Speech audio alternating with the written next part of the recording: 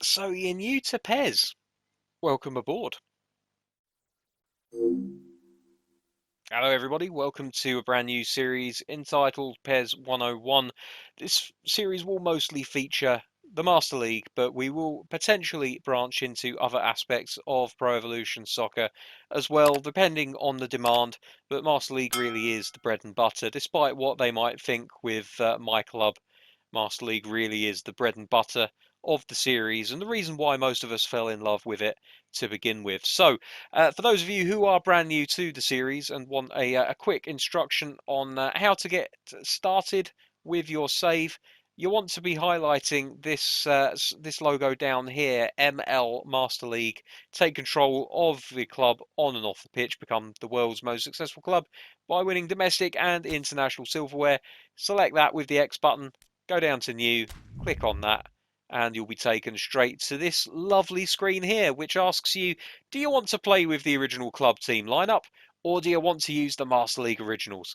Now, for veterans, the challenge will always be Master League Original lineup, but if you want realism, then club team lineup is obviously going to be the way for you to go.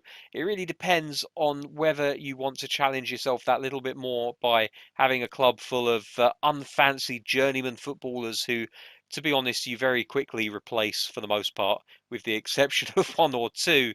No Costolos in this team, however.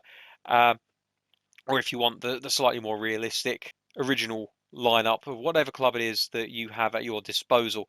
If you're doing a custom team, and I have been known to dabble in custom teams, then the Master League original lineup really is the way to go. But for most of you, I imagine club team lineup will be the option that you select. Then you get the chance to choose which team you're going to manage. We have a choice of hundreds of clubs from 23 leagues around the world from 18 different countries.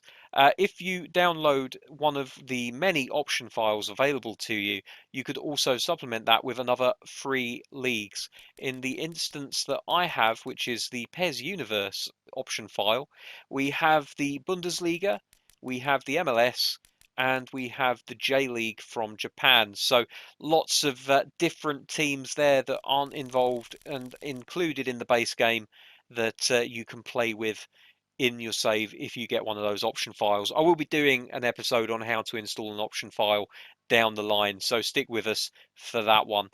So select your team, whichever one you might go with. I'm going to go with a random championship team because why not? Let's go for Sheffield Wednesday. Sheffield Wednesday we're going to go for, which unfortunately no longer a championship team. It's a real shame to see, and I hope that they do bounce back soon. The next thing you're going to do is you're going to choose your avatar. Now, unfortunately, you can't design your own avatar. We're hoping that that is something that is reinstated with PES 2022. We've all seen the MetaHuman creator from Epic, and we're hoping that they will be giving us a little bit of taster of that with the next Pro Evolution Soccer.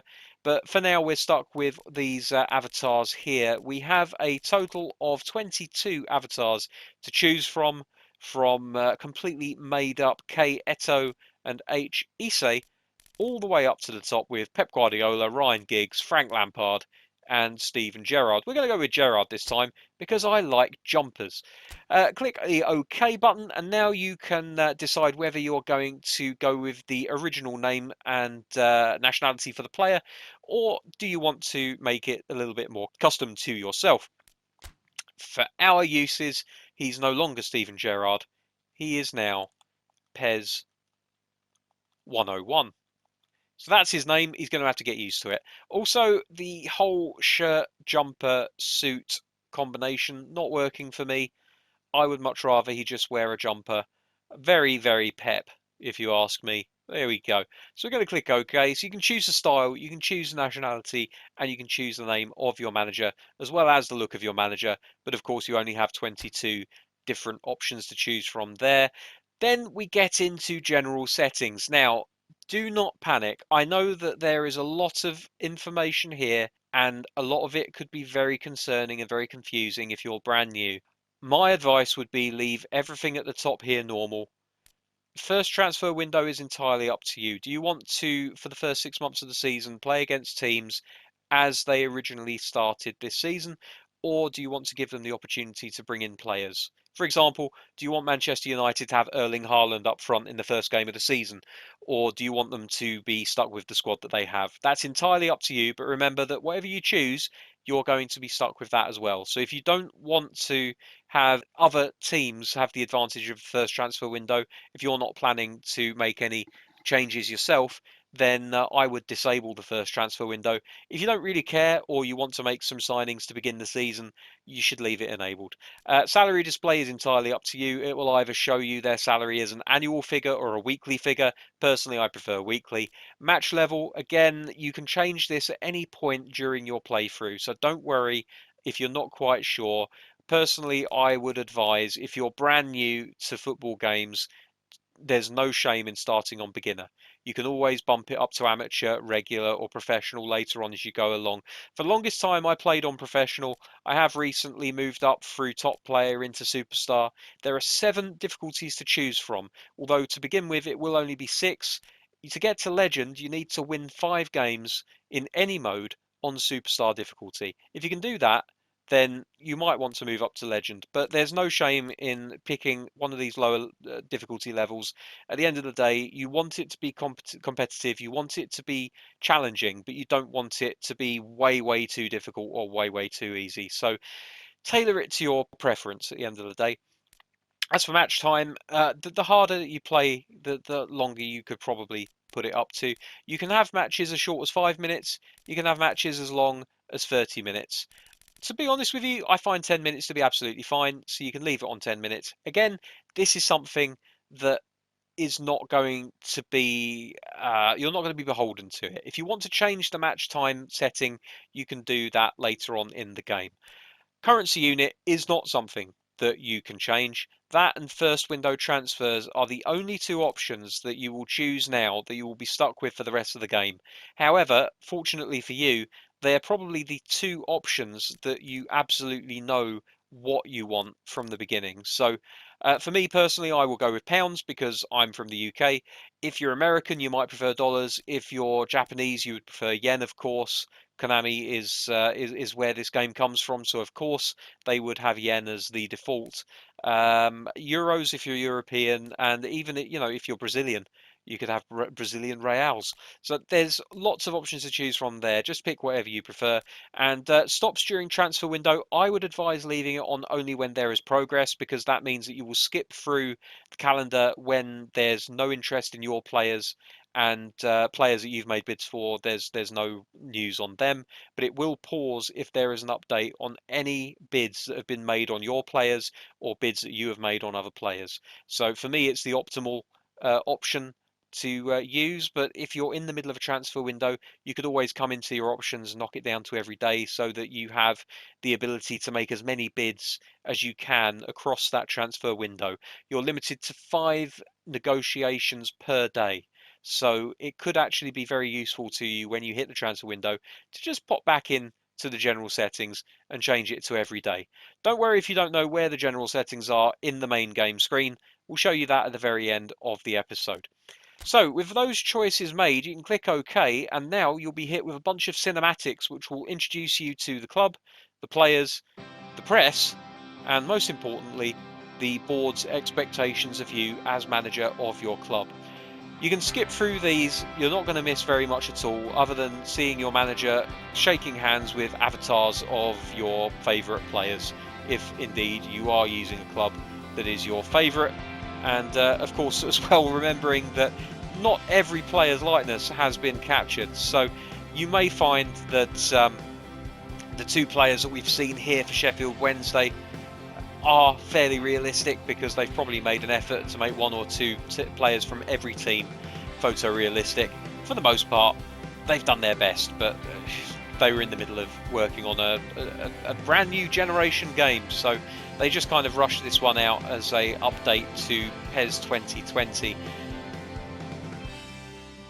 So having got through that introduction period, we're now into objectives. Now remember, if we were to click the options button to skip this, it will take us straight to the choice tree.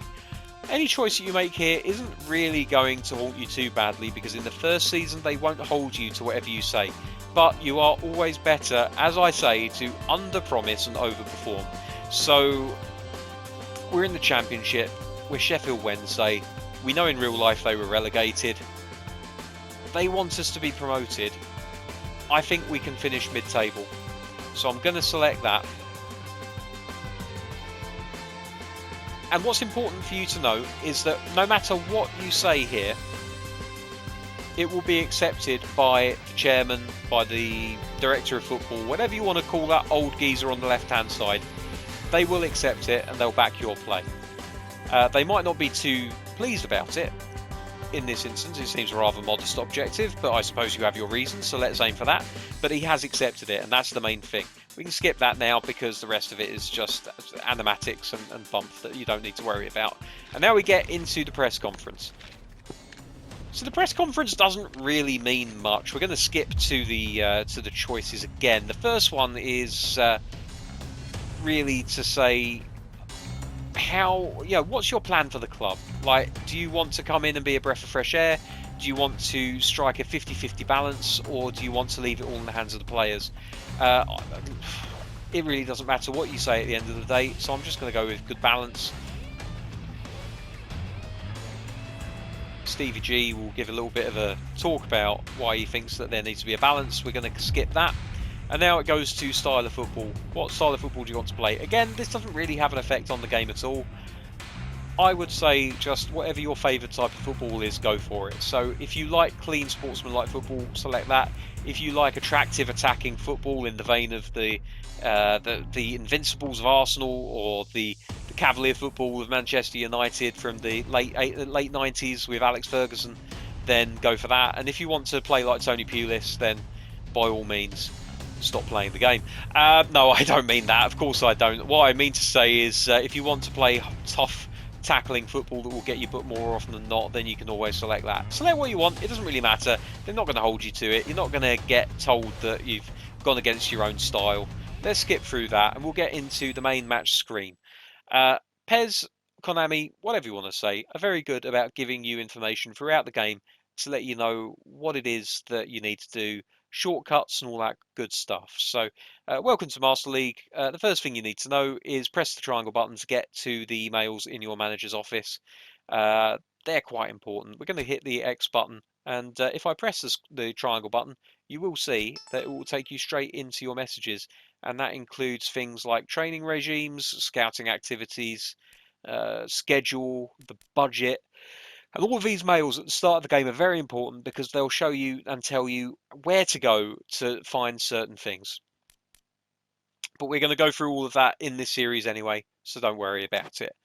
That's pretty much everything. There is the one last thing to do, which is to show you where to go if you wanted to change some of the options that you chose at the beginning of your game. If you scroll across the top of the screen to the right hand side, you'll see System is highlighted there. Click on that once with the X button. Scroll all the way down to the bottom to General Settings, and you'll see there that you can change transfer frequency, negotiation difficulty, starting budget, salary display, match level, match time, and stops during the transfer window. All of these are completely fluid and can be changed at any time during the game. So if you're finding it too easy, you can bump it up. If you're finding it far too hard, you can knock it down.